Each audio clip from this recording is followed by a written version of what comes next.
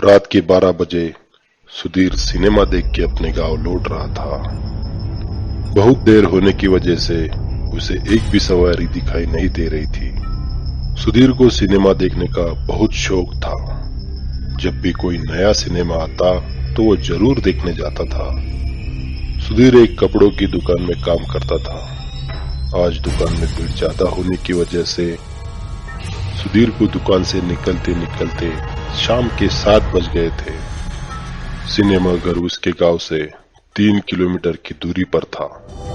जब उसे अपने गांव वापस जाने के लिए कोई सवारी नहीं दिख रही थी तो उसने सोचा, चलो आज पैदल ही चला जाता हूँ। यहाँ रुकने से कोई फायदा नहीं है। सुधीर अपने गांव की तरफ निकल पड़ा।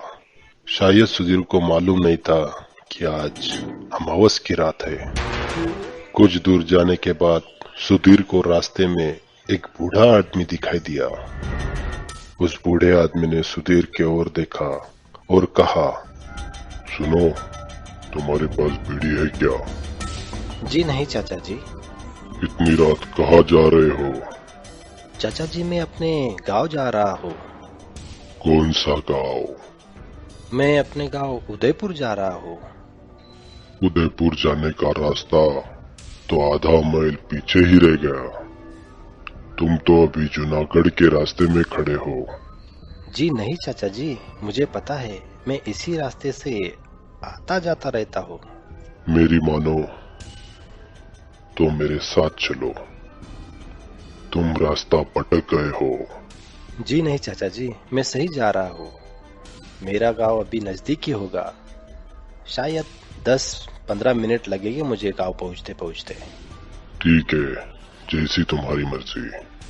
और फिर सुधीर आगे की ओर निकल पड़ा। पिछले 2 घंटे से सुधीर चल रहा था, लेकिन अभी तक उसे दूर दूर तक कहीं गांव दिखाई नहीं दे रहा था। कहीं सचमुच में रास्ता तो नहीं भटक गया? सुधीर अपने आप से बातें करने लगा। सुधीर को किसी के चिल्लाने की आवाज सुनाई दी। बचाओ! बचाओ! सुधीर घबरा गया और जिस तरफ से आवाज आ रही थी वो उस तरफ निकल पड़ा। तभी उसे महसूस हुआ कि कोई उसका जोर से हाथ पकड़ रहा है। वो जैसे ही पीछे मुड़ा, उसे बूढ़े चाचा दिखाई दिए। ये सब छलावा है। उस आवाज के पीछे मत जाओ, नहीं तो मारे जाओगे। चाचा, आपको कैसे पता कि ये छलावा है? ये जूनागढ़ है और मैं इस गांव का रखवाला हूँ। यहाँ जब कोई भटक जाता है तो मैं उसे रास्ता दिखाता हूँ। जूनागढ़ है ये? चाचा, लगता है मैं सचमुच रास्ता भटक गया हूँ। कृपा करके आप मुझे मेरे गांव के रास्ते तक छोड़ दोगे क्या? ठीक है, चलो मेरे पीछे पीछे। हाँ, लेकिन एक बात याद रखना, पीछे से कोई आवाज दे तो भूल कर भी पीछे मुड़कर देखना मत। बूढ़े चाचा की बातें सुन के सुधीर अब डर रहा था। सुधीर को वहां पे एक कुआं दिखाई दिया। चाचा जी, मैं बहुत थक गया हूँ और प्यास भी बहुत लग रही है। यहाँ थोड़ी देर रुक के पानी पी सकते हैं क्या? ये एक शापित कुआं है, यहाँ रुकना ठीक नहीं। कुएं में से सुधीर को आवाज आई,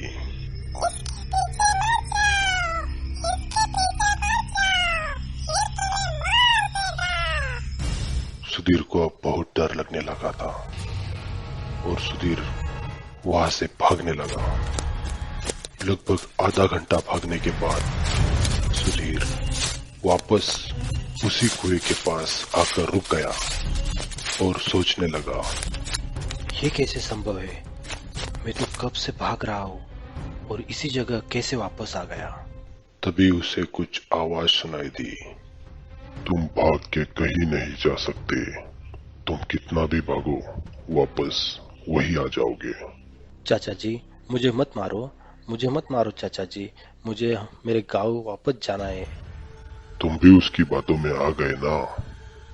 मैंने कहा था वो एक शापित कुआं है। हाँ चाचा जी, मैं घबरा गया था।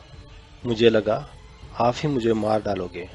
सुनो, रात के 3 बजे से पहले हमें यहाँ से निकलना होगा, नहीं तो मैं भी तुम्हें फिर बचा नहीं पाऊंगा। 3 बजने के लिए अब सिर्फ आधा घंटा बाकी है। सुधीर बहुत डर रहा था और उसे कुछ भी समझ नहीं आ रहा था। उसने चाचा की बात मानी और चाचा के पीछे पीछे चलने लगा। सुधीर बहुत थक गया था और उसे चक्कर आने लगे थे। चक्कर आने की वजह से सुधीर वहीं पे गिर गया। कुछ घंटे बाद जब सुधीर की आंख खुली तो उसे पता चला कि वो रात भर शमशान घाट के बाहर सो रहा था। वो जैसे तैसे घबरा के उठा और अपनी गांव की ओर दौड़ने लगा। वो बूढ़े चाचा ही खुद एक छलावा थे और रात भर सुधीर शमशान घाट के चक्कर लगा रहा था। सुधीर 3 बजे से पहले चक्कर आके शमशान घाट के बाहर गिरता नहीं तो वो बूढ़े चाचा उसे अंदर ले जाते और मार देते।